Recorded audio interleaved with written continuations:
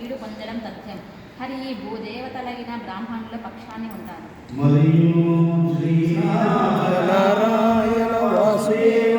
శ్రీకృష్ణ భక్త ప్రియ చక్రపాణి శ్రీమద్మనాభారి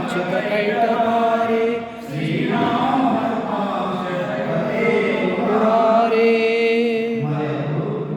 అక్షర విపసూడు భయం ముఖయించుకలేక సంపదా వచ్చిన వారియను కరుణావాంచి హృదయం నవమదరాక్షులెంతయు మచికతోరణి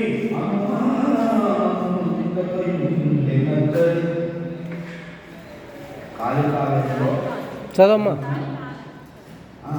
కాళికాలయంలో బ్రాహ్మణ పుత్రైన భరతుడు ఒక్కింతైన భయం లేకుండా తనకు చంపడానికి సిద్ధపడిన వాళ్ళలోనూ చంపడానికి ఎత్తబడిన కత్తిలోనూ కాళికలోనూ వాసుదేవుని దర్శిస్తూ హృదయంలో భగవంతుణ్ణి ఎట్టి సంశయం లేకుండా దృఢంగా నిలిపి నిర్వికారంగా ఉన్నారు.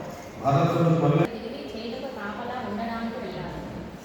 అంతట కొన్ని హాయనము సమచిందు భూపాలనము చేయుండు ధీరత నిచుమతి తీరమున్న కపిల మహాముని కాంచి తత్వవిజ్ఞానమెలిగడు వేల్పుతోడిత తత్వవిజ్ఞానమెలిగడు వేల్పుతోడుత శిబికి ఆరోహణము చేసి అరుగుచుండ నాలో నా శిబికా బహుళాచేన కాకున్న విపునిగాంచి తెచ్చి శిబిక మోపింత మీతని చేతనము చుబట్టి మూపున పల్లకి పెట్టి మోపు మనుచు మోపించునంతరామరుండు శిబిక మూపున నిలి అందు చింతలేక.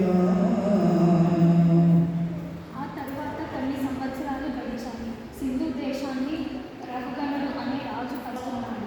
ఇతడికి కపిల మహర్షి నుండి తత్వ విజ్ఞానం తెలుసుకోవాలన్న కోరిక పుట్టింది.